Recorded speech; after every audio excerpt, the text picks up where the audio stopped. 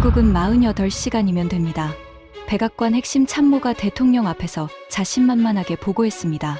이지스함 4척과 병력 7,000명을 요구하면 한국은 반드시 따른다고요. 주한미군 숫자까지 부풀려가며 압박에 들어갔습니다. 하지만 72시간이 지나도 서울은 침묵했습니다. 그리고 마침내 도착한 한국의 답변 단 한 줄에 백악관이 발칵 뒤집혔습니다. 그 한 줄이 불러온 충격적인 전말을 지금 공개합니다. 시작하기 전 구독과 좋아요, 그리고 대한민국 파이팅 댓글로 한국을 응원해주세요. 그날 백악관 지하벙커의 공기는 땀과 커피 냄새로 가득 차 있었습니다. 상황실 중앙에 놓인 대형 스크린에는 호르무즈 해협의 실시간 위성 영상이 떠 있었고, 이란 해군의 고속정 12척이 해협 입구를 봉쇄하듯 포진한 붉은 점들이 깜빡이고 있었습니다. 그 옆 화면에는 국제유가 그래프가 수직으로 치솟고 있었죠. 배럴당 $147. 단 48시간 만에 38% 폭등한 숫자였습니다. 대통령이 테이블을 내리쳤습니다. 호르무즈가 막히면 전 세계 석유의 21%가 증발한다고. 그럼 우리가 뭘 해야 하는 거야? 국방장관, 합참의장, 국무장관, 그리고 NSC 핵심 참모 8명의 시선이 일제히 한 사람에게 쏠렸습니다. 저 리처드 캠벨입니다. 백악관 국가안보회의 아시아 태평양 선임보좌관.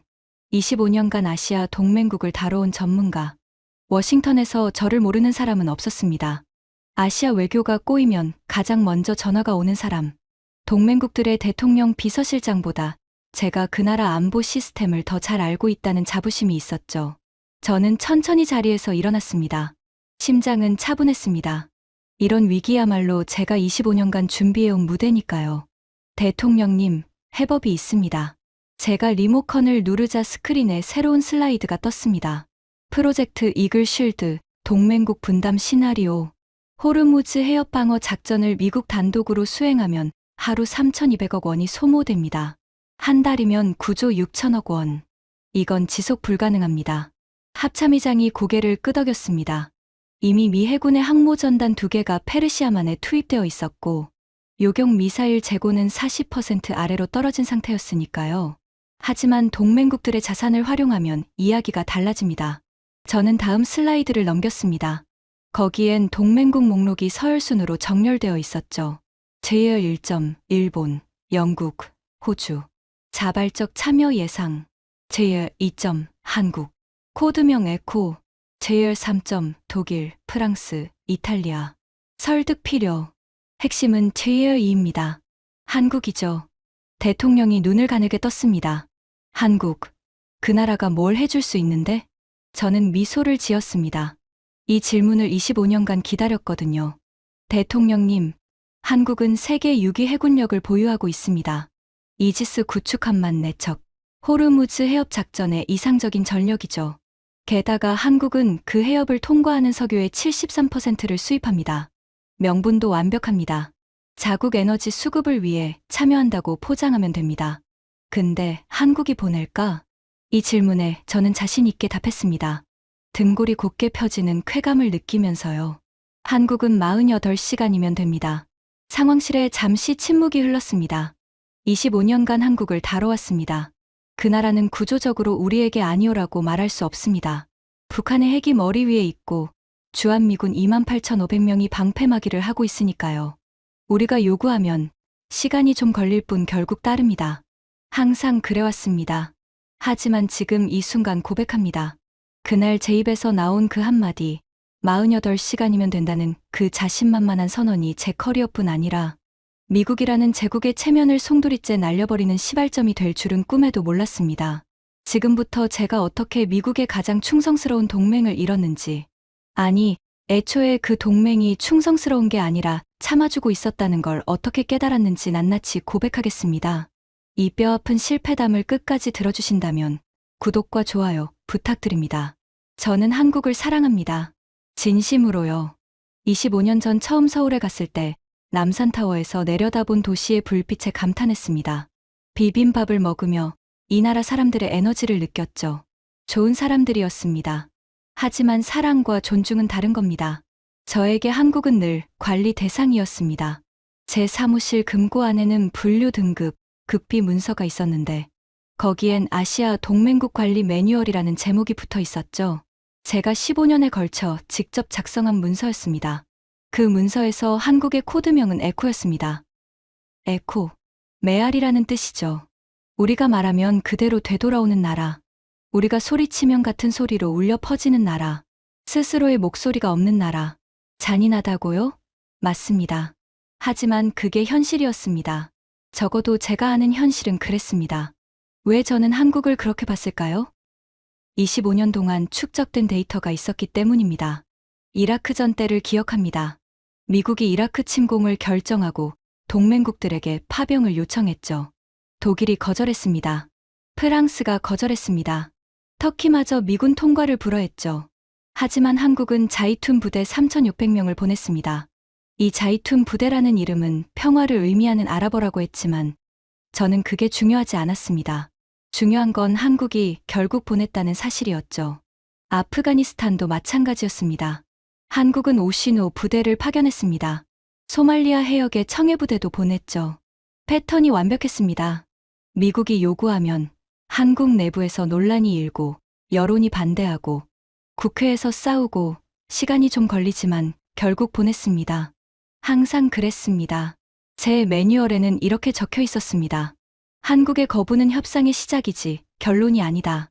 초기 거부감을 보이더라도 압박 수위를 3단계로 올리면 평균 2주에서 4주 내에 수용한다. 3단계 압박 시스템.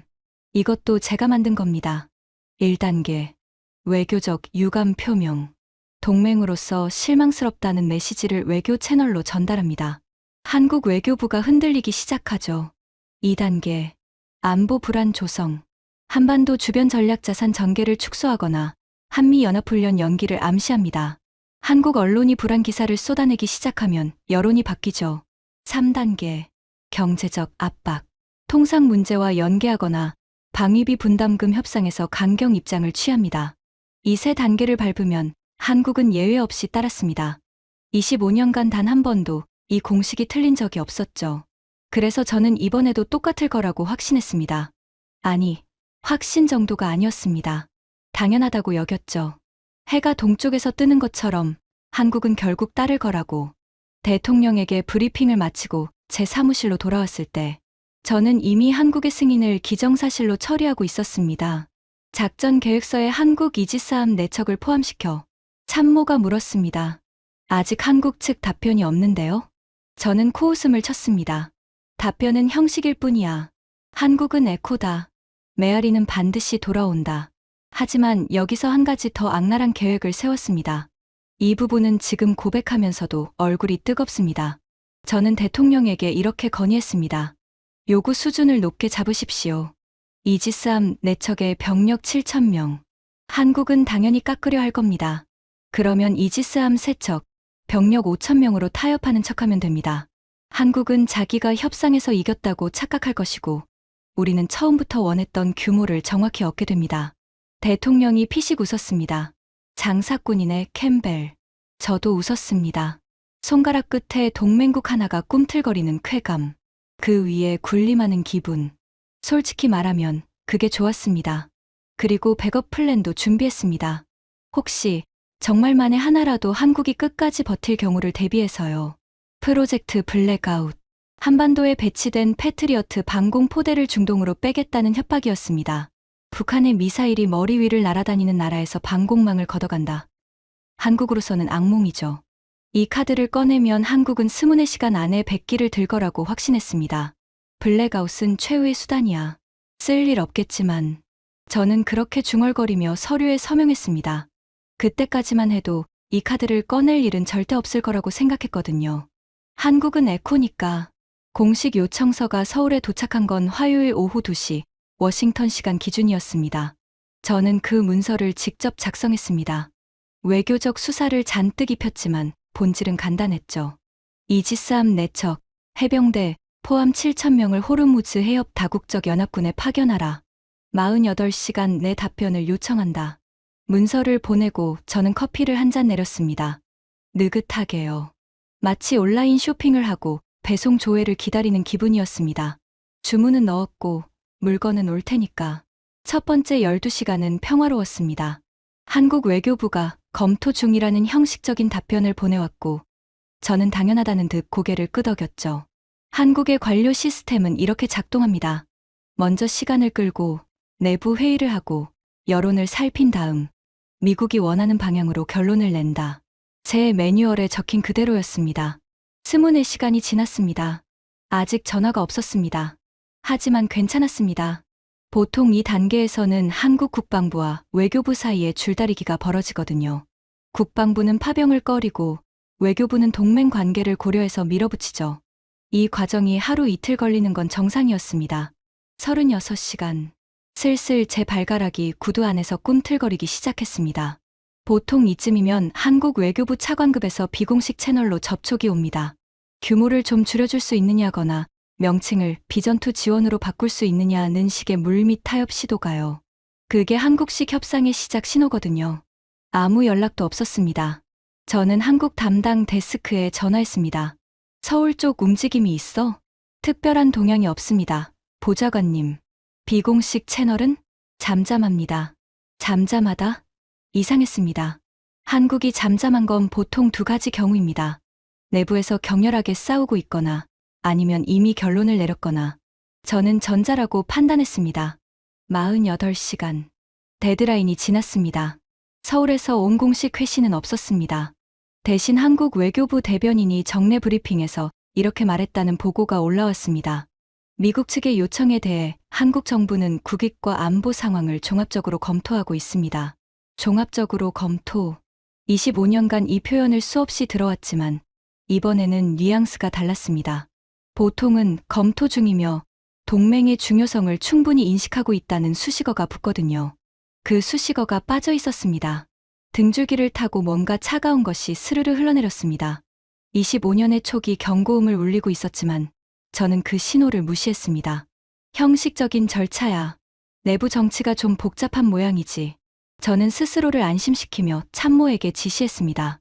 2단계 압박 준비해. 한미연합훈련 연기 가능성을 언론에 흘려. 참모가 고개를 끄덕이고 나갔습니다. 60시간이 지났습니다. 제 사무실 책상 위에는 커피잔 4개가 쌓여 있었고 넥타이는 풀어헤쳐져 있었습니다. 서울발 소식은 여전히 없었습니다. 대신 이상한 정보가 들어오기 시작했죠. 보좌관님, 한국 국방부가 긴급 자체 방공태세 점검에 들어갔답니다. 방공태세 점검, 지금? 네. LSAM, 체계 실전 가동 점검이라고 합니다. LSAM. 그 이름을 그때 처음 들은 건 아닙니다. 한국이 개발 중인 장거리 지대공 요격 체계라는 건 알고 있었죠. 하지만 저는 그걸 대수롭지 않게 여겼습니다. 개발 중이라는 건 아직 안 됐다는 뜻이니까요. 적어도 그때는 그렇게 생각했습니다. 72시간이 됐습니다. 수요일 오후 2시. 정확히 요청서를 보낸 지 3일째.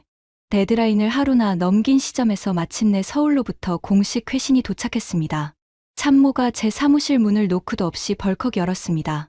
그 표정을 보는 순간 심장이 쿵 내려앉았습니다. 단 한 번도 본 적 없는 얼굴이었거든요. 보좌관님, 한국 답변이 왔습니다. 뭐래? 참모가 태블릿을 내밀었습니다. 대한민국 정부는 호르무즈 해협 다국적 연합군 파병 요청에 대해 한반도 안보 상황과 국익을 고려하여 참여하지 않기로 결정하였음을 통보합니다. 한 줄이었습니다. 수식어도 없었습니다. 유감이라는 표현도 없었습니다. 향후 긴밀한 협의를 기대한다는 외교적 꼬리표도 없었죠. 참여하지 않기로 결정하였음을 통보합니다. 통보. 한국이 미국에게 통보를 한 겁니다. 저는 태블릿을 내려놓고 창밖을 바라봤습니다. 워싱턴의 3월 하늘은 잿빛으로 흐려 있었고 백악관 잔디밭 위로 차가운 바람이 불고 있었습니다.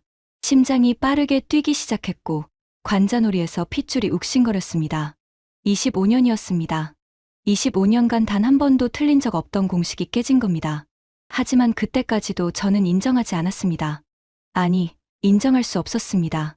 제 25년 커리어 전체가 한국은 에코다라는 전제 위에 세워져 있었으니까요. 그 전제가 틀렸다는 건 제 인생 전체가 틀렸다는 뜻이니까요. 형식적인 거절이야. 한국은 늘 이런다고. 3단계 압박을 시작하면 2주 안에 뒤집힌다. 저는 이를 악물고 전화기를 들었습니다. 대통령에게 직접 보고해야 했거든요. 그 전화에서 제가 대통령에게 뭐라고 했는지 아십니까? 문제 없습니다. 대통령님. 한국의 초기 거절은 늘 있는 일입니다. 제가 처리하겠습니다. 자신감이 아니었습니다. 공포를 자신감으로 위장한 것이었죠. 그리고 대통령에게 건의했습니다. 기자회견에서 한국을 직접 언급하시라고. 한국을 공개적으로 압박하면 한국 여론이 흔들립니다. 체면을 중시하는 나라니까 국제사회 앞에서 미국의 비판을 받으면 버티기 힘들어합니다. 대통령이 물었습니다. 뭐라고 하면 되는데? 주한미군 규모를 강조하십시오. 우리가 얼마나 많은 것을 해주고 있는지. 한국인들에게 빚진 감정을 자극하는 겁니다. 숫자가 뭐야? 주한미군 28,500명입니다. 잠시 침묵이 흘렀습니다. 그리고 대통령이 말했습니다. 좀 작은데? 그 순간 저는 선택의 기로에 섰습니다. 그리고 최악의 선택을 했죠. 45,000명이라고 하시죠. 실제보다 많잖아. 심리전입니다. 정확한 숫자는 중요하지 않습니다. 한국 국민들이 느끼는 부채감의 크기가 중요한 거죠. 숫자가 클수록 부담도 커집니다. 대통령이 한 박자 뜸을 들이더니 말했습니다. 마음에 드는군. 그렇게 45,000명이라는 숫자가 만들어졌습니다. 제 입에서요. 동맹국 국민을 상대로 거짓 숫자를 만들어 심리전을 벌이라고 대통령에게 건의한 겁니다. 지금 생각하면 미치광이 짓이었습니다. 하지만 그 순간에 저는 미치광이인 줄 몰랐습니다. 승리에 취한 전략가라고 착각하고 있었죠. 그리고 불과 몇 시간 뒤 대통령의 기자회견이 전 세계로 생중계되었습니다. 우리는 한국이라는 위험한 곳에 45,000명의 미군을 주둔시키고 있습니다. 그런데 한국은 중동에서 우리를 위해 아무것도 하지 않았습니다. 기자회견이 끝나고 채 30분도 지나지 않아 한국 언론들이 일제히 팩트체크에 들어갔습니다. 실제 주한미군 28,500명, 대통령은 16,500명을 부풀렸다. 이 숫자의 출처는 어디인가? 저는 모니터를 바라보며 처음으로 손바닥에 땀이 차는 걸 느꼈습니다. 거짓말이 들통난 게 아니라 한국의 반응 속도에 경악한 겁니다. 30분이요. 과거의 한국이었다면 하루쯤 지나서야 조심스럽게 사실과 다르다고 말했을 겁니다. 그런데 30분 만에 대통령의 거짓말을 전 세계 앞에서 까발린 겁니다. 뭔가가 달라져 있었습니다. 제가 알던 한국이 아니었습니다. 하지만 진짜 공포는 그 다음 날 아침에 찾아왔습니다. 잠을 설친 채 출근한 제 책상 위에 놓인 보고서. 거기엔 제가 25년간 한 번도 본 적 없는 한 줄이 적혀 있었습니다. 한국 대통령 공식 성명 대한민국의 군사력은 오직 대한민국의 국익을 위해서만 존재합니다. 메아리가 자기 목소리를 낸 겁니다. 그리고 그것은 시작에 불과했습니다. 한국의 거절을 받아든 직후 저는 아직 희망을 버리지 않았습니다. 25년간의 경험이 속삭이고 있었거든요. 이건 초기 반응일 뿐이라고. 한국은 늘 이런 식으로 시작하지만 결국 따른다고. 마치 바닷물이 빠졌다가 다시 밀려오듯 한국의 거절도 일시적인 썰물일 뿐이라고요. 하지만 그 썰물이 쓰나미의 전조였다는 걸 저는 몰랐습니다. 대통령의 기자회견은 전 세계로 생중계되었습니다. 45,000명, 발언이 터지자마자 한국이 뒤집혔다는 보고가 쏟아졌죠. 하지만 제가 예상한 방향이 아니었습니다. 저는 한국 국민들이 불안에 떨 거라고 생각했습니다. 미국이 화났으니 어쩌나, 주한미군이 떠나면 어쩌나, 그런 공포요. 그게 제 3단계 압박 시스템의 핵심이었으니까요. 현실은 정반대였습니다. 한국 국민들은 불안해하지 않았습니다. 분노했습니다. 참모가 한국 포털 사이트 실시간 검색어를 보여줬습니다. 1위부터 10위까지가 전부 같은 주제였죠. 주한미군 45,000명 거짓말. 트럼프 숫자 조작. 실제 주한미군 28,500명. 캠벨은 그때까지 이 숫자가 왜 그렇게 큰 문제가 되는지 이해하지 못했습니다. 거짓말이 들통났지만 핵심은 숫자가 아니라 메시지야. 미국이 많은 걸 해주고 있다는 인상만 남으면 되는 거야. 제 참모 중 한 명인 에밀리가 조심스럽게 말했습니다. 보좌관님, 한국 여론의 방향이 좀 다릅니다. 불안이 아니라 분노입니다. 그리고 그 분노의 대상이 한국 정부가 아니라 미국입니다. 거짓 숫자로 자국민을 겁박하려 했다는 인식이 확산되고 있습니다. 한국 국민들이 아니오를 말한 자국 정부를 지지하는 쪽으로 결집하고 있어요. 손가락 끝이 차가워졌습니다. 이건 제 매뉴얼에 없는 시나리오였거든요. 과거에 미국이 압박하면 한국 여론은 갈라졌습니다. 파병해야 한다와 하지 말아야 한다로 50대 50으로 쪼개졌죠. 그 틈을 이용해서 파병파에게 힘을 실어주는 게 저희 전략이었습니다. 그런데 이번에는 여론이 갈라지지 않았습니다. 파병 반대가 84%였습니다. 나머지 16%도 파병 찬성이 아니라 미국과 외교적으로 잘 타협해야 한다는 신중문이었죠. 사실상 100%가 거절을 지지한 겁니다. 대통령에게 보고해야 했습니다. 한국 여론이 예상과 다릅니다. 다르다니? 한국 국민들이 결집하고 있습니다. 미국에 대한 반감 방향으로요. 전화기 너머로 대통령이 책상을 내리치는 소리가 들렸습니다. 그래서 캠벨, 당신 계획이 뭐야? 48시간이면 된다며? 목구멍이 바짝 말랐습니다. 3단계 압박을 시작하면 바뀔 수 있습니다. 그 3단계가 뭔데? 2단계까지는 외교적 압박이고 3단계는 안보 카드입니다. 패트리어트를 꺼내면 됩니다. 그거 블랙아웃이라고 했던 거? 네. 한반도 패트리어트 포대 중동 재배치를 통보하면 한국은 안보 공백에 대한 공포로 재협상 테이블에 나올 수밖에 없습니다. 대통령이 잠시 침묵했다가 말했습니다. 단 한 글자였습니다. 저는 전화를 끊고 블랙아웃 실행 명령서에 서명했습니다. 손이 미세하게 떨린 건 흥분 때문이라고 스스로에게 말했습니다. 공포가 아니라 프로젝트 블랙아웃. 한반도에 배치된 패트리어트 PAC-3 MSE 포대 2개를 중동으로 재배치하겠다는 계획이었습니다. 이 포대들은 북한의 탄도 미사일을 요격하는 핵심 자산이죠. 한마디로 한국의 하늘에 뚫린 구멍을 만들겠다는 겁니다. 동맹국의 방패를 빼앗아서 그 나라를 협박하는 거예요. 지금 생각하면 미친 짓이었습니다. 하지만 그때의 저는 이게 합리적인 전략이라고 믿었습니다. 아니, 믿고 싶었습니다.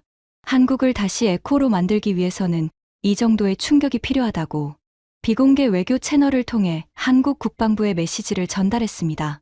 공식 문서가 아니라 구두 전달이었죠. 기록을 남기고 싶지 않았으니까요. 현재 중동 작전의 긴급성을 고려하여 한반도 배치, 패트리어트 포대의 재배치를 검토하고 있음을 알려드립니다.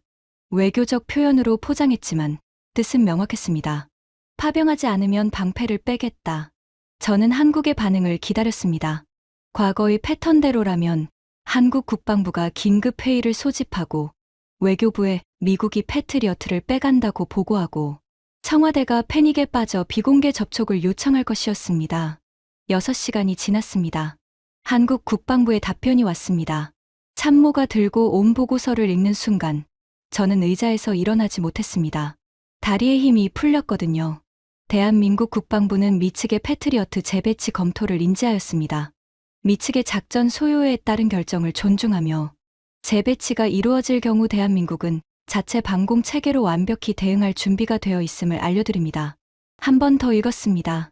그리고 한 번 더. 자체 방공 체계로 완벽히 대응할 준비가 되어 있음을 알려드립니다. 이건 가져가라는 뜻이었습니다. 심장이 멈추는 줄 알았습니다. 진짜로요. 가슴이 철렁 내려앉는 게 아니라 텅 비는 느낌. 25년간 쌓아올린 모든 전제가 한 줄의 문장으로 무너져 내리는 소리가 귓속에서 울렸습니다. 보좌관님, LSAM 관련 긴급 보고가 있습니다. 에밀리가 들어왔습니다. 제 표정을 보더니 잠시 멈칫했지만 곧 태블릿을 내밀었죠. 국방정보국 DIA 분석입니다. 한국의 LSAM 체계, 정식 명칭은 장거리 지대공 유도무기입니다. 저희가 파악한 것보다 개발이 훨씬 앞서 있었습니다. 화면에 뜬 데이터를 보는 순간 등골이 서늘해졌습니다. 요격 고도 최대 60km, 패트리어트 PAC-3 MSE의 최대 요격 고도 40km보다 높았습니다. 동시 추적 표적수, 반응 시간, 요격 확률. 모든 항목에서 패트리어트와 대등하거나 일부는 능가하고 있었습니다. 이게 실전 배치된 건가? 지난달 최종 작전 능력 확인 시험을 완료했습니다. 현재 수도권과 주요 군사시설에 배치 중입니다. 저는 두 손으로 얼굴을 감쌌습니다. 한국이 패트리어트 카드에 무릎 꿇을 수밖에 없다는 제 확신은 한국에 대체 수단이 없다는 전제 위에 서 있었습니다. 그 전제가 틀렸습니다. 한국은 이미 자체 방패를 만들어 놓고 있었던 겁니다. 우리가 방패를 빼앗겠다고 협박하는 동안 한국은 조용히 더 크고 더 단단한 방패를 만들고 있었습니다. 제가 왜 이걸 몰랐을까요? 아니, 알고 있었습니다. LSAM 개발 보고서는 매년 올라왔거든요. 하지만 저는 그 보고서를 대수롭지 않게 넘겼습니다. 한국이 독자 방공 체계를 만든다고? 언제 완성되겠어? 미국 기술 없이 가능하겠어. 그런 오만이었죠. 그 오만의 대가를 치르기 시작한 겁니다. 대통령에게 다시 전화해야 했습니다. 이번엔 좋은 소식이 아니었죠. 블랙아웃이 안 먹혔습니다. 한국이 자체 방공 체계를 가지고 있습니다. 패트리어트를 빼도 상관없다는 답변을 보내왔습니다. 3초간의 침묵. 전화기 너머로 대통령이 거칠게 숨을 들이쉬는 소리가 들렸습니다. 당신이 한국은 48시간이면 된다고 했잖아. 예상 밖의 변수가 있었습니다. 변수. 25년 경력이 변수 하나를 못 잡았다고? 저는 아무 말도 할 수 없었습니다. 변명의 여지가 없었거든요. 다른 나라들은 어떻게 되고 있어? 일본은, 영국은 현재 요청 중입니다. 한국 하나 못 다루면서 12나라를 다룰 수 있겠어? 통화가 끊겼습니다. 제 손에서 전화기가 미끄러졌고 그 차가운 액정이 책상 위에 부딪히는 소리가 텅 빈 사무실에 울렸습니다. 한국이 거절한 뒤 저는 마지막 희망을 동맹국들에게 걸었습니다. 한국은 특수한 경우라고 스스로를 달랬습니다. 한반도의 안보 상황이 워낙 복잡하니까 한국이 거절하는 것도 이해할 수 있다고요. 하지만 일본, 영국, 호주, 독일, 프랑스 같은 핵심 동맹국들은 다를 거라고. 호르무즈 해협은 그들에게도 생명선이니까요. 동맹국 12개국에 일제히 파병 요청을 발송했습니다. 한국에 보낸 것보다 더 정중한 톤이었죠. 한국에게는 48시간 시한을 걸었지만 다른 나라들에게는 시한도 붙이지 않았습니다. 여유를 주면 수락할 거라는 계산이었습니다. 첫 답변은 영국에서 왔습니다. 저는 영국을 가장 확신했습니다. 특수관계라는 수식어가 붙을 정도로 미영동맹은 견고하니까요. 20여 년 전 이라크전에서도 영국은 미국 곁에 섰습니다. 영국 답변입니다. 에밀리가 들고 온 문서를 읽었습니다. 영국 정부는 호르무즈 해협의 안정에 깊은 관심을 갖고 있으나 현 시점에서 군사력 투사보다 외교적 해결을 우선시하는 것이 적절하다고 판단합니다. 거절이었습니다. 외교적 문법으로 포장했지만 아름다운 노라는 뜻이었죠. 괜찮아. 영국은 늘 신중하니까. 독일은 어때? 독일. 현 상황에서 연방군의 해외 파견에 대한 의회의 동의를 얻기 어렵다고 판단됩니다. 거절. 프랑스. 프랑스는 독자적인 인도태평양 전략에 따라 행동할 것이며 호르무즈 사안에 대해 독립적으로 판단하겠습니다. 거절. 그것도 대놓고 미국 따라 안 간다는 뉘앙스로. 이탈리아. 거절. 스페인. 거절. 캐나다. 진지하게 검토하겠다는 답변이 왔지만 워싱턴에서 진지하게 검토하겠다는 거절의 다른 표현이라는 건 어린아이도 아는 사실이었습니다. 마지막 희망은 아시아였습니다. 일본과 호주. 일본은 인도태평양 전략의 핵심 파트너입니다. 미일 동맹은 한미 동맹보다 더 깊고 더 오래되었고 더 견고하다고 저는 믿고 있었습니다. 일본 방위성과는 수시로 한라인이 가동되고 있었고 저는 일본이 최소한 상징적인 함정 한 척이라도 보낼 거라고 기대했습니다. 일본의 답변. 현 시점에서 자위대의 호르무즈 파견 계획은 없습니다. 호주. 호르무즈 작전에 함정을 파견할 계획이 없음을 알려드립니다. 12개국. 전원 거절. 저는 사무실 벽에 붙어있는 세계 지도를 멍하니 바라봤습니다. 그 지도에는 제가 25년간 피어 모양핀으로 표시해둔 동맹국들이 있었습니다. 파란핀은 확실한 동맹, 노란핀은 설득 가능, 빨간핀은 비우호적. 파란핀이 가장 많았었죠. 하지만 지금 그 파란핀들이 전부 빨갛게 변한 기분이었습니다. 36시간이었습니다. 한국이 거절하고 단 36시간 만에 제가 25년간 쌓아 올린 동맹 네트워크 전체가 무너져 내렸습니다. 한 블록을 빼니까 나머지가 와르르 쏟아지는 쟁가 같았죠. 그리고 한국이 바로 그 첫 번째 블록이었습니다. 하지만 가장 치명적인 타격은 거절 그 자체가 아니었습니다. 이틀 뒤 일본 외무성의 한 고위 관계자가 비공개 외교 채널에서 흘린 한마디가 저를 완전히 무너뜨렸습니다. 한국의 판단이 현명했다. 일본이 한국을 칭찬한 겁니다. 이게 왜 그렇게 충격이냐고요?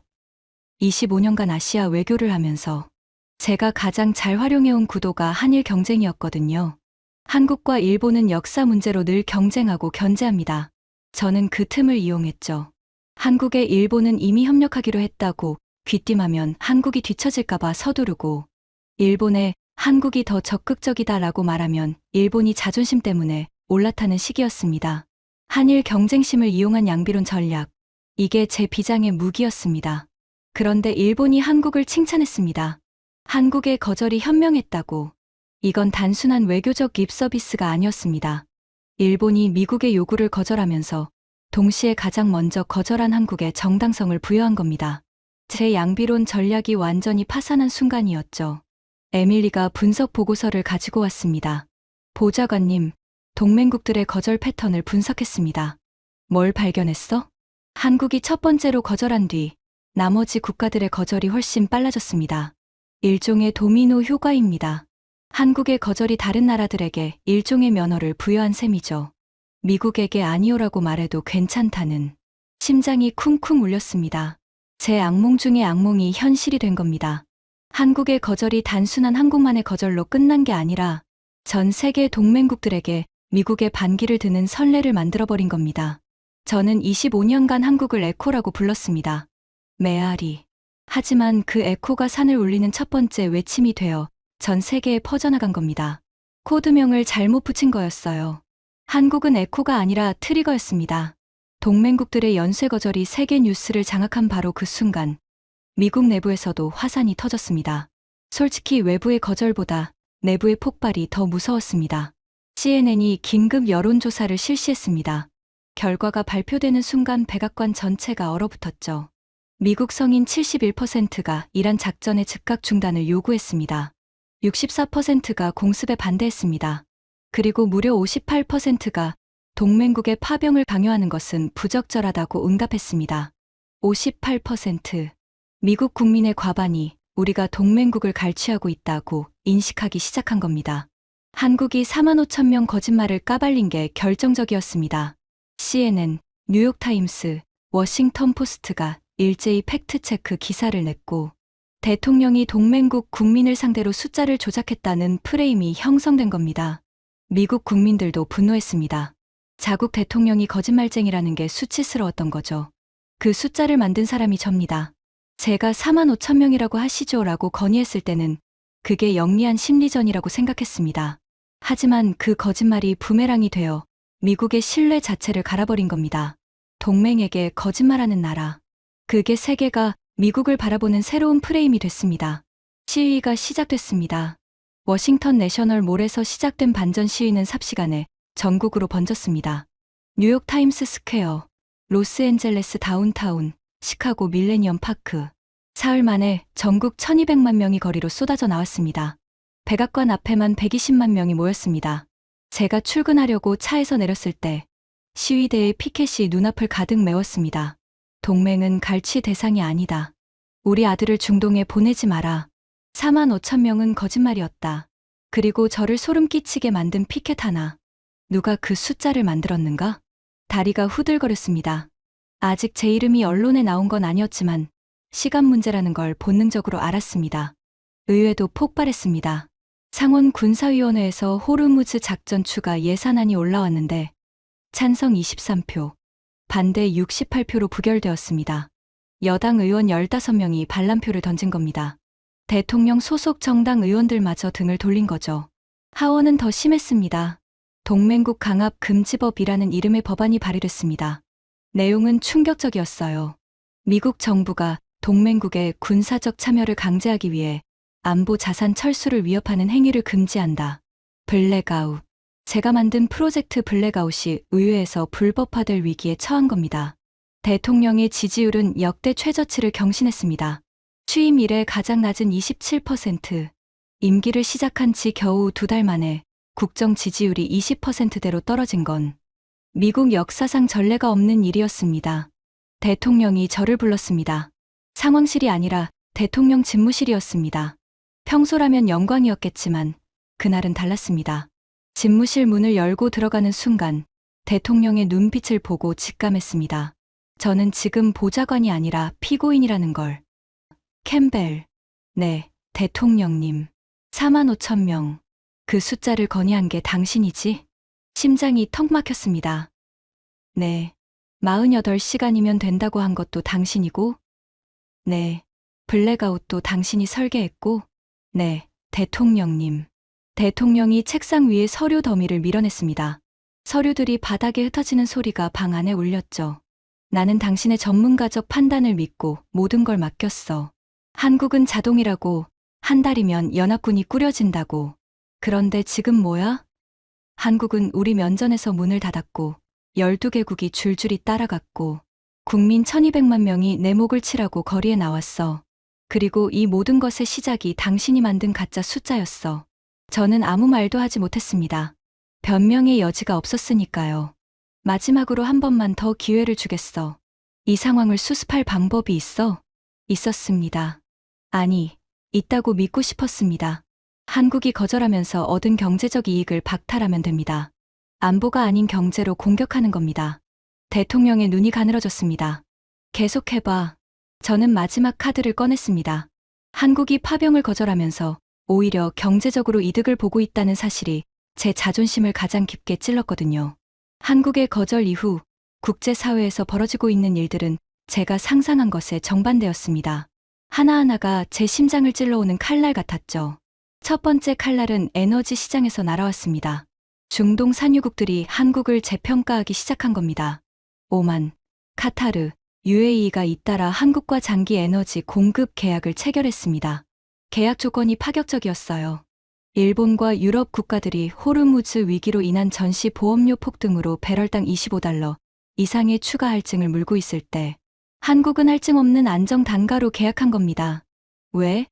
한국이 미국의 전쟁에 끌려다니지 않는 독립적인 파트너라는 인식이 생겼기 때문입니다. 산유국 입장에서 생각해보면 당연합니다. 미국 편에 서서 이란을 공격하는 나라한테 석유를 안정적으로 팔고 싶었으니까 한국은 그 전쟁에서 빠졌으니까 안전한 거래 상대가 된 겁니다. 에밀리가 정리해온 수치를 보고 입이 떡 벌어졌습니다. 한국이 이번 장기 계약으로 절감한 에너지 수입 비용 추산치가 14조 원입니다. 14조 원. 한국이 파병을 거부함으로써 얻은 첫 번째 이익이었습니다.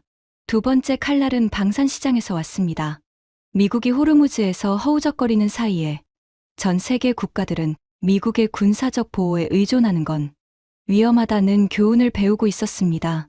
특히 중동과 동유럽 국가들이요.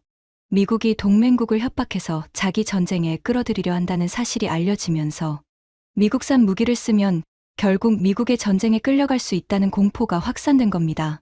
그 대안으로 떠오른 게 한국이었습니다. 한국 방산의 매력은 명확했습니다. 성능은 미국제에 뒤지지 않으면서 가격은 60%에서 70% 수준.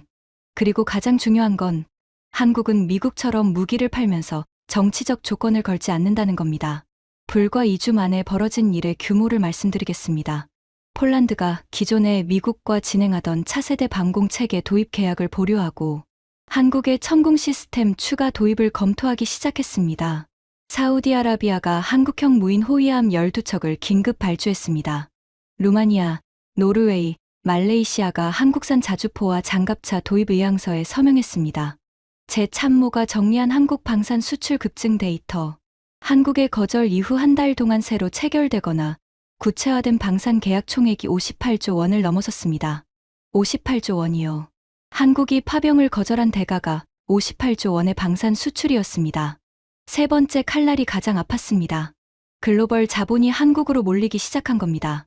미국 시장은 호르무즈 위기와 국내 반전 시위, 의회 마비로 흔들리고 있었습니다. 월스트리트의 공포지수 VIX가 41을 찍었고 외국인 투자자들이 미국 주식과 채권에서 발을 빼기 시작했죠. 그 돈이 어디로 갔을까요? 한국이었습니다. 전쟁에 휘말리지 않는 안전한 나라, 자주적인 안보 능력을 갖춘 나라, 미국의 압박을 거부할 수 있는 주권 국가, 글로벌 투자은행들의 리포트에 한국을 묘사하는 수식어들이 쏟아졌습니다. 3주 만에 한국으로 유입된 외국인 직접 투자 FDI가 92조 원을 돌파했습니다. 저는 숫자를 정리하다가 계산기를 내려놓았습니다. 두 손이 떨렸거든요. 에너지 절감 14조 원, 방산 수출 58조 원, 외국인 투자 92조 원, 합계 164조 원. 한국이 미국의 요구를 거절하고 한 달 만에 거머쥔 경제적 이익이 164조 원이었습니다. 반면 미국은 어떻게 되고 있었을까요? 호르무즈 단독 작전 유지비 하루 3,200억 원, 한 달 9조 6천억 원. 동맹국 지원 없이 페르시아만 전역을 혼자 커버하느라 항모전단 3개가 교대도 못하고 돌아가고 있었습니다. 장병들의 피로도는 한계를 넘어섰고 요격 미사일 재고는 30% 아래로 떨어졌습니다. 한국은 한 달에 164조 원을 벌었고 미국은 한 달에 9조 6천억 원을 태웠습니다. 저는 이 숫자를 대통령에게 보고하면서 느꼈습니다. 우리가 진 거라고. 완전히 진 거라고. 하지만 대통령은 다르게 생각했습니다. 한국이 거절하고 돈을 벌고 있다고. 그럼 그 돈줄을 끊으면 되잖아. 어떻게 말씀이십니까? 한국, 경제 약점이 뭐야? 안보 리스크입니다. 한반도의 군사적 긴장이 높아지면 외국인 자본이 빠져나갑니다. CDS 프리미엄이 올라가고 원화 가치가 떨어지죠. 그럼 그걸 건드려. 저는 순간 숨이 멎었습니다. 대통령이 지시하는 게 무엇인지 정확히 이해했기 때문입니다. 한반도의 안보 불안을 의도적으로 조성해서 한국으로 들어가는 글로벌 자본을 빼내라. 동맹국의 안보를 흔들어서 경제를 박살내라는 겁니다. 제가 만든 블랙아웃보다 더 악랄한 버전이었습니다. 패트리어트를 빼는 건 물리적 압박이었지만 이건 한국의 경제 자체를 무기로 쓰겠다는 거니까요. 저는 고개를 끄덕였습니다. 프로젝트 섀도우를 가동하겠습니다. 한반도 전략자산 철수를 언론에 흘리고 B-2 전략폭격기와 오하이오급 핵잠수함의 한반도 순환 배치를 중단하고 한국을 완전히 배제한 채 북한과의 직접 대화를 시도한다는 정보를 의도적으로 유포하는 작전이었습니다. 이렇게 하면 국제금융시장에서 한반도 리스크가 부각되고 한국의 CDS 프리미엄이 폭등하고 외국인 자본 수십조 원이 한국에서 빠져나가게 됩니다. 안보를 무기로 한국 경제를 학살하는 작전. 그게 섀도우의 본질이었습니다. 작전 명령서에 서명하는 순간 제 손끝이 차갑게 떨렸습니다. 이번에는 흥분이 아니었습니다. 자기 자신이 무서웠습니다. 하지만 멈출 수 없었습니다. 여기서 멈추면 제 커리어가 끝장이니까요. 섀도우는 그렇게 가동됐습니다. 그리고 그 결과는 제가 25년간 겪은 모든 실패를 합친 것보다 더 처참한 방식으로 돌아왔습니다. 프로젝트 섀도우는 완벽하게 실행되었습니다. B-2 전략폭격기의 한반도 순환 배치가 조용히 중단되었습니다. 오하이오급 핵잠수함의 동해 진입 계획이 백지화되었죠. 그리고 가장 강력한 카드, 백악관이 한국 정부를 완전히 배제한 채 북한과의 직접 대화를 타진하고 있다는 정보가 의도적으로 유출되었습니다. 저는 이 3가지 칼날이 한국의 금융시장을 찔러 피를 쏟게 만들 거라고 확신했습니다. 한반도에서 미국의 안보 우산이 걷히고 있다는 시그널, 그것도 미국의 해구산까지 흔들린다는 신호. 이 정도면 외국인 투자자들이 패닉에 빠져 한국에서 돈을 빼는 게 당연한 수순이었습니다. 제 시나리오대로라면 CDS 프리미엄이 100배 이상 폭등하고 원달러 환율이 1,500원을 돌파하고 외국인 자본 최소 35조 원이 한국에서 빠져나갈 것이었습니다. 섀도우 가동 첫째 날, 한국 금융시장이 열렸습니다. 저는 실시간 모니터에 코스피 차트를 띄워놓고 숨을 죽였습니다. 코스피가 움직이기 시작했습니다. 떨어졌습니다. 초반 30분 동안 1.2% 하락, 외국인 매도세가 시작된 겁니다. 저는 주먹을 불끈 쥐었습니다. 되고 있었어요. 하지만 그게 끝이었습니다. 오전 11시부터 매수세가 밀려들기 시작했습니다. 한국 기관 투자자들이 일제히 매수에 나선 겁니다. 오후 장 마감 때 코스피는 오히려 0.3% 상승으로 마감했습니다. 외국인이 빠져나간 자리를 한국인들이 채워버린 거죠. 이상했습니다. 하지만 진짜 충격은 다음날 아침이었습니다. 에밀리가 뛰어들어왔습니다. 얼굴이 새하얗게 질려 있었죠. 보좌관님, 한국 CDS 프리미엄이 하락했습니다. 15 하락입니다. 사상 최저치에 근접하고 있습니다. 제가 의도한 건 100배 폭등이었습니다. 현실은 15 하락. 완전히 반대 방향으로 움직인 겁니다. 왜? 대체 왜? 에밀리가 태블릿을 넘겼습니다. 거기에는 글로벌 투자은행 리포트들이 쏟아져 있었습니다.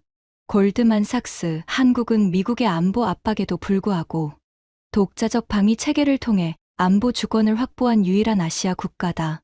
오히려 투자 매력도가 상승했다. JP모건 한반도 리스크는 한국의 자체 방공 능력과 능동적 외교 정책으로 인해 과거 대비 현저히 낮아졌다. 미국의 전략자산 철수가 한국의 안보 공백으로 이어질 가능성은 낮다. 모건 스탠리 한국 시장은 현재 글로벌 불확실성 속에서 가장 매력적인 안전 자산 시장 중 하나다. 글로벌 자본이 한국을 무서워하지 않은 겁니다. 오히려 미국의 협박에도 흔들리지 않는 나라라는 인식이 투자 신뢰로 전환된 겁니다. 그리고 일주일 뒤 결정타가 날아왔습니다. 스위스 국부펀드가 한국 국채 매입을 대폭 확대했습니다. UAE의 아부다비 투자청이 한국 반도체 클러스터에 대규모 투자를 선언했습니다. 사우디아라비아 공공투자기금 PIF가 한국 방산 기업 지분 인수를 발표했죠. 세도 가동 이후 한 주 만에 한국으로 유입된 추가 글로벌 자본이 52조 원을 넘어섰습니다. 제가 한국 경제를 죽이려고 쏜 총알이 한국 경제를 더 강하게 만드는 비타민이 된 겁니다. 대통령에게 보고하러 갔습니다. 이번에는 집무실이 아니라 전화였습니다. 대통령이 더 이상 저를 직접 보고 싶어 하지 않았거든요. 세도우가 실패했습니다. 내가 듣기론 한국 증시가 사상 최고치를 향해 가고 있다던데. 네. 우리가 협박할수록 한국에 돈이 몰린다는 거야? 그렇습니다. 그러니까 캠벨, 당신의 48시간 계획, 블랙아웃, 세도우. 전부 실패한 거야? 저는 대답할 수 없었습니다. 대답할 필요도 없었죠. 사실이니까요. 내일부터 안 나와도 돼. 통화가 끊겼습니다. 25년이었습니다. 25년간 쌓아올린 커리어가 한국이라는 나라 하나를 잘못 읽은 대가로 전화 한 통에 끝났습니다. NSC 사무실을 정리하는데 이틀이 걸렸습니다. 25년치 서류, 보고서, 분석 자료. 그 중에서 가장 먼저 박스에 넣은 건 제가 15년 동안 작성해온 아시아 동맹국 관리 매뉴얼이었습니다. 코드명 에코라고 적힌 한국 파일. 표지가 달아서 글씨가 희미해져 있었죠. 이걸 쓰레기통에 버릴까 잠시 고민했습니다. 하지만 버리지 않았습니다. 이건 제 실패의 증거이자 교훈이니까요. 사무실을 나서기 전 마지막으로 세계 지도를 바라봤습니다. 제가 꽂아둔 핀들. 파란색, 노란색, 빨간색. 한국에는 파란 핀이 꽂혀 있었습니다. 가장 충실한 동맹이라는 뜻이죠. 저는 그 파란 핀을 빼지 않았습니다. 한국은 여전히 동맹입니다. 달라진 건 동맹의 의미였죠. 퇴임 후 한 달이 지나서야 제 머릿속이 정리되기 시작했습니다. 버지니아의 자택 서재에 앉아 한국 관련 보고서들을 처음부터 다시 읽었습니다. 25년간 제가 썼던 보고서, 분석 자료, 전략 메모, 모든 걸. 그리고 깨달았습니다. 제가 어디서 틀렸는지를. 저는 한국을 관리 대상으로만 봤습니다. 한국이 뭘 원하는지, 한국이 무엇을 두려워하는지, 한국이 어디로 가고 있는지를 이해하려 하지 않았습니다. 그저 어떻게 하면 한국을 움직일 수 있는가만 계산했죠. 한국이 LSAM을 개발하고 있다는 보고서를 매년 받았지만 그 의미를 읽지 못했습니다. 그건 단순한 무기 개발이 아니었어요. 한국이 미국의 방패에 의존하지 않겠다는 선언이었습니다. 독립의 의지였죠. 한국의 방산 수출이 해마다 폭발적으로 늘고 있다는 데이터를 봤지만 숫자만 봤습니다. 그 숫자 뒤에 있는 한국인들의 자부심과 야망은 보지 못했죠. 한국의 젊은 세대가 미국에 대한 인식이 달라지고 있다는 분석 보고서를 읽었지만 무시했습니다. 젊은이들의 감정적 반응일 뿐이라고 치부했죠. 하지만 그건 감정이 아니라 각성이었습니다. 한 가지 장면이 자꾸 떠올랐습니다. 한국이 패트리어트 철수 통보에 가져가시라고 답한 그 순간. 6시간이라는 짧은 시간. 한국이 그 짧은 시간 안에 그런 결정을 내릴 수 있었다는 건 이미 오래전부터 이 순간을 준비해왔다는 뜻입니다. 한국은 미국이 언젠가 방패를 빼갈 것을 알고 있었습니다. 그래서 조용히 자기 방패를 만들었죠. 미국이 언젠가 동맹을 인질로 삼을 것을 예상하고 인질이 되지 않을 준비를 마쳤던 겁니다. 저는 한국을 에코라고 불렀습니다. 메아리. 스스로의 목소리가 없는 나라. 하지만 제가 25년간 에코라고 부른 그 침묵은 사실 준비의 시간이었습니다. 한국은 조용히 LSAM을 만들었습니다. 조용히 방산 수출 강국이 되었습니다. 조용히 에너지 외교를 다변화했습니다. 조용히 독자적인 안보 체계를 완성했습니다. 그리고 때가 되자 말했습니다. 단 한마디. 아니요. 그 한마디가 세상을 바꿨습니다. 포린 어페어스에 실린 분석 기사의 한 구절이 제 가슴에 모처럼 박혔습니다. 한미동맹은 끝나지 않았다. 하지만 그 성격은 영구적으로 바뀌었다. 미국이 한국에 명령하는 시대는 끝났고 미국이 한국에 제안하는 시대가 시작되었다. 그 기사를 읽고 한참을 멍하니 앉아 있었습니다. 그리고 인정했습니다. 처음으로 진심으로. 제가 틀렸습니다. 한국은 메아리가 아니었습니다. 한국은 처음부터 자기 목소리를 가지고 있었습니다. 다만 쓸 필요가 없었기에 쓰지 않았을 뿐. 그리고 써야 할 때가 오자 그 목소리는 산을 울리고 바다를 건너 전 세계를 흔들었습니다. 저는 25년간 한국을 다뤘다고 자부했지만 사실 한국을 한 번도 이해한 적이 없었습니다. 숫자와 데이터와 전략 뒤에 숨어서 한국이라는 나라의 본질을 보지 못했죠. 한국의 본질은 이겁니다. 조용하지만 멈추지 않는다. 무시당해도 증명해낸다. 그리고 때가 오면 세상을 뒤엎는다. 보릿고개에서 반도체 강국으로, 원조를 받던 나라에서 원조를 주는 나라로, 미국의 에코에서 독자적 외교 강국으로. 그 변화를 이끈 건 자원이 아니라 사람이었고 무기가 아니라 의지였습니다. 마지막으로 한 가지 고백을 더 하겠습니다. 사무실을 정리하던 날 에밀리가 제게 물었습니다. 보좌관님, 다시 돌아간다면 어떻게 하시겠습니까? 저는 잠시 생각한 뒤 대답했습니다. 한국에 요구하지 않고 제안했을 거야. 협박하지 않고 존중했을 거야. 그러면 한국은 스스로 도왔을 거야. 한국은 원래 그런 나라거든. 강요하면 거부하지만 존중하면 누구보다 먼저 손을 내미는 나라야. 에밀리가 웃었습니다. 그걸 25년 만에 깨달으신 거네요. 늦었지. 늦었지만 아셨잖아요. 그녀의 말이 맞았습니다. 시청자 여러분, 저는 리처드 캠벨입니다. 25년간 백악관에서 한국을 에코라고 부르며 관리 대상으로 취급한 사람입니다. 그리고 한국의 단 한마디에 모든 것을 잃은 사람입니다. 하지만 저는 잃은 것보다 배운 것이 많습니다. 한국은 작은 나라입니다. 인구도 미국의 6분의 1이고 국토도 캘리포니아보다 작죠. 하지만 그 작은 나라가 세계 최강 미국의 오만한 요구를 정면으로 거절하고 오히려 더 강해져서 돌아왔습니다. 한국을 과소평가한 건 제 인생 최대의 실수였습니다. 그리고 그 실수에서 배운 교훈은 평생 잊지 못할 것입니다. 세상에 메아리인 나라는 없습니다. 모든 나라에는 자기 목소리가 있습니다. 그 목소리를 듣지 못한다면 그건 상대의 문제가 아니라 내 귀가 닫혀 있기 때문입니다. 지금까지 리처드 캠벨의 고백이었습니다. 지금까지 백악관 핵심 참모가 직접 고백한 충격적인 이야기였습니다. 대한민국의 단 한마디가 세계를 바꿀 수 있다는 사실. 더 많은 분들이 알 수 있도록 이 이야기를 널리 공유해 주세요. 구독과 좋아요도 부탁드립니다. 지금까지 감동테라였습니다. 감사합니다.